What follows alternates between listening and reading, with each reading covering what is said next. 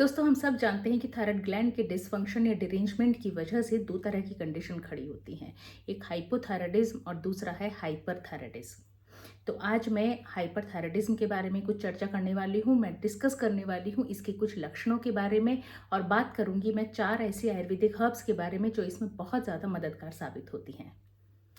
दोस्तों, hyperthyroidism basically होता है थायराइड ग्लैंड के हाइपर एक्टिविटी की वजह से।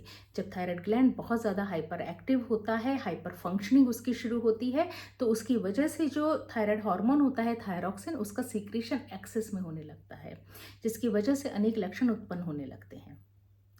अब अगर आयुर्वेदिक दृष्टि से देखें तो यहाँ पर पित्त दोष और वात दोष का इम्बैलेंस शुरू होता है। इन दोनों दोषास के इम्बैलेंसेस की वजह से शरीर में अलग अलग लक्षण उत्पन्न होते हैं। तो आज जो मैं लक्षण आपसे बताने वाली हूँ वो बताऊंगी दोषिक बेसिस पे, यानी पित्त दोष की वजह से कौन से लक्षण आप एक्सपीरियंस करती हैं और वात दोष की वजह से कौन से लक्षण आप एक्सपीरियंस करती हैं। क्योंकि मेरा अपना मानना है कि हाइपरथायराइडिज्म अगर है तो सारे जो लक्षण हाइपरथायराइडिज्म के होते हैं वो सारे के सारे लक्षण एक इंडिविजुअल में नहीं हो सकते। कुछ इंडिविजुअल में कुछ लक्षण होते हैं और कुछ लक्षण दूसरे इंडिविजुअल में होते हैं, यानी कि मिले जुले लक्षण आपको देखने को मिलते हैं। तो हम पहले देखते हैं कि पित्त दोष की इम्बैलेंस की वजह से कौन सा लक्षण हमें हाइपरथायराइडिज्म में देखने को मिलता है। देखिए, हीट इंटॉलरेंस यानी गर्मी का बिल्कुल भी बर्दाश्त ना होना, ये एक बड़ा ही क्लासिकल फीचर है हाइपरथायराइडिज्म में। और गर्मी का बिल्कुल भी बर्दाश्त ना होना होता है पित्त दोष के कारण, पित्त दोष के डिस्टर्बेंस के कारण। हम सब जानते हैं कि पित्त जो है या पित्त जो है हीट के लिए रिस्पॉन्सिबल होता है, बॉडी में हीट रेगुलेशन का काम करता है। तो जब पित्त दोष इम्बैलेंस होगा तो जाहिर सी बात है जो बॉडी में हीट रेगुलेशन या हीट मैकेनिज्म रहता है वो डिस्टर्ब होने लगता है। हमें गर्मी जो है बिल्कुल भी बर्दाश्त नहीं होती है। दूसरा, जब एक्सेसिव स्वेटिंग शरीर में होती है तो वो पित्त दोष के कारण है। शरीर में बहुत ज़्यादा पसीना हमें पित्त दोष के कारण आता है।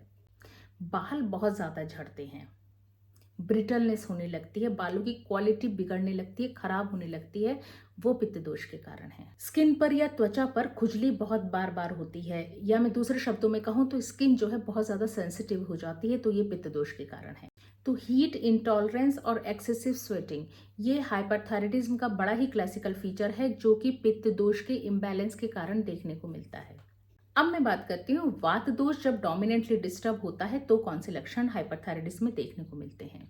देखिए, वेट लॉस या वजन का दिन पर दिन घटना, ये भी बड़ा ही क्लासिकल सिम्टम है हाइपरथायराइडिज्म का। इंसान की भूख बिल्कुल सही रहती है, डाइट इंटेक बिल्कुल सही रहता है, लेकिन उसके बावजूद भी उसका वजन दिन पे दिन घटता चला जाता है। नींद में कमी आना भी वात दोष की वजह से है।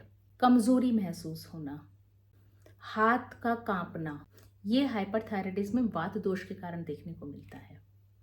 पाल्पिटेशन यानी दिल का जोर जोर से धड़कना, बवल मूवमेंट्स जब बहुत ज़्यादा फ्रीक्वेंट हो जाते हैं, मल प्रवृत्ति बार बार होती है, तो वो वात दोष के डिस्टर्बेंस की वजह से है।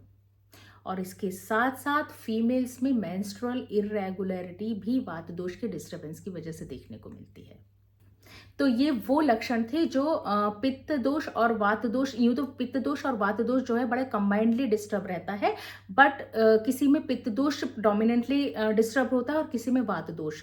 तो इस बेसिस पे मैंने आपके लिए लक्षण जो है कैटेगराइज कर दिए हैं ताकि आपको आसानी रहे पहचानने में कि आप में कौन सा दोष पर्टिकुलरली डिस्टर्ब्ड है। दोस्तों, अब मैं डिस्कस करने वाली हूँ उन 4 आयुर्वेदिक हर्ब्स के बारे में जो हाइपरथायराइडिज्म में बहुत ज़्यादा मददगार साबित होते हैं। अगर आप ट्रीटमेंट पर हैं, ऑलरेडी थायराइड के ट्रीटमेंट पर हैं, हाइपरथायराइडिज्म के ट्रीटमेंट पर हैं, उसके बावजूद भी आप इन हर्ब्स को कंज्यूम कर सकते हैं। ये आपके लिए एक सपोर्ट का काम करेगा, आपकी डोज को बढ़ने नहीं देगा और आपकी हेल्थ को प्रॉपर मेंटेन रखेगा।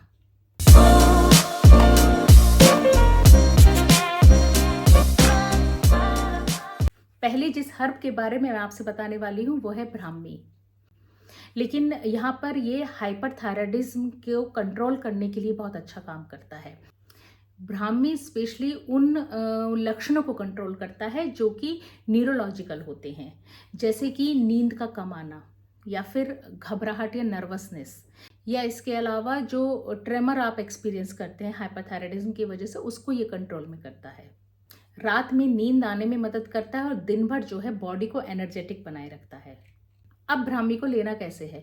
देखिए, ब्राह्मी को आप अलग अलग फॉर्म में ले सकते हैं। आप इसको जूस फॉर्म में ले सकते हैं, आप इसे कैप्सूल फॉर्म में ले सकते हैं, मार्केट में इजीली मिल जाता है।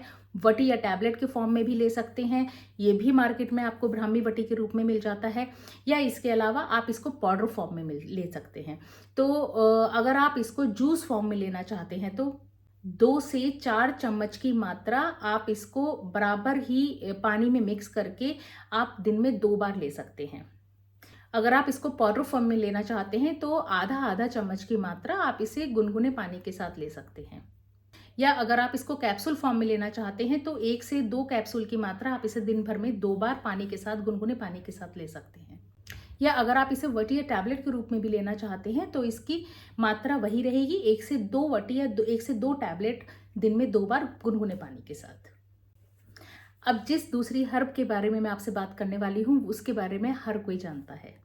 जी हाँ, मैं शतावरी की बात कर रही हूँ। शतावरी की क्वालिटीज़ के बारे में तो आप बखूबी जानते हैं, स्पेशली फीमेल हेल्थ में। लेकिन मैं आपको ये भी बता दूंगी, हाइपरथायराइडिज्म में बहुत ही अच्छा काम करता है।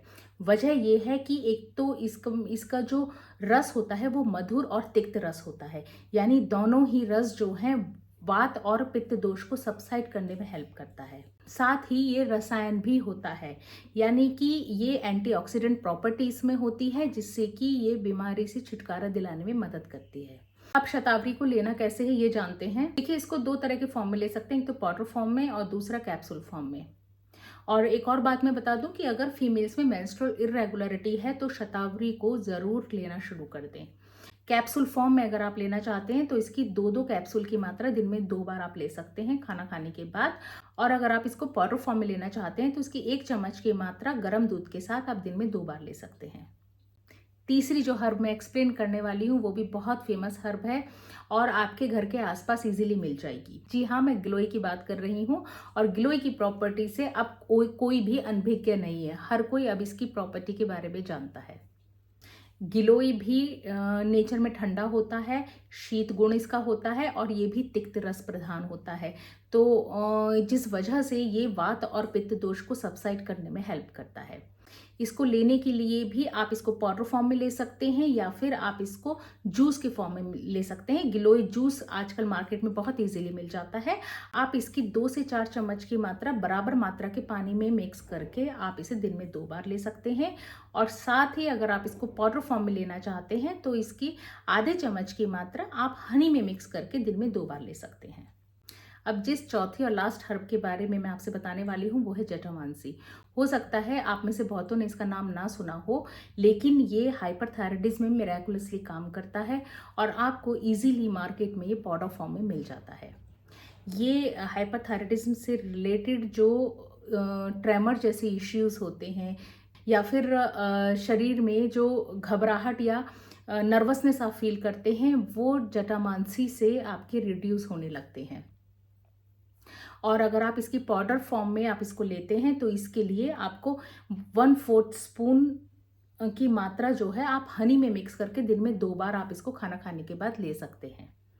तो दोस्तों, आपने देखा कि हाइपरथायराइडिज्म में लक्षण मल्टीपल हैं, बहुत सारे लक्षण हैं, लेकिन वो सारे लक्षण कहीं ना कहीं आपके डाइजेशन से जुड़े हुए हैं। तो हमेशा ध्यान रखें कि अपने डाइजेशन को दुरुस्त रखें। इन सब के साथ साथ अपनी डाइट का ध्यान रखें, अपनी एक्टिविटी का ध्यान रखें, एक्सरसाइज पे हमेशा ध्यान रख दें। और उसके साथ साथ जो 4 हर्ब मैंने आपसे एक्सप्लेन की है, आपकी अवेलेबिलिटी के हिसाब से उन हर्ब्स को कंज्यूम कर सकते हैं। बेशक आप थायराइड की किसी भी तरह की मेडिसिन पर हों, उसके साथ में आप इन हर्ब्स को आंख मूंद के प्रयोग में ला सकते हैं। बस इस चीज़ का ध्यान रखें कि ये जो है प्रेगनेंसी में इनका उपयोग नहीं करना है या किसी भी आयुर्वेदिक डॉक्टर के सुपरविजन में ही आप इनका उपयोग करें। और इसके साथ साथ आप इस चीज़ का भी ध्यान रखें कि आपको मेंटल स्ट्रेस से दूर रहना है। स्ट्रेस आपको होने नहीं देना है, क्योंकि हार्मोनल प्रॉब्लम जितनी भी हमारे शरीर में होती हैं वो सब कहीं ना कहीं स्ट्रेस इंड्यूस्ड भी होती हैं। तो वो उस पॉजिटिव फैक्टर को आप ध्यान में रखकर चलें। और इसी सब इन्फॉर्मेशन के साथ में मैं आपसे मिलूंगी नेक्स्ट वीडियो में। तब तक के लिए stay healthy, stay happy, take care, bye bye.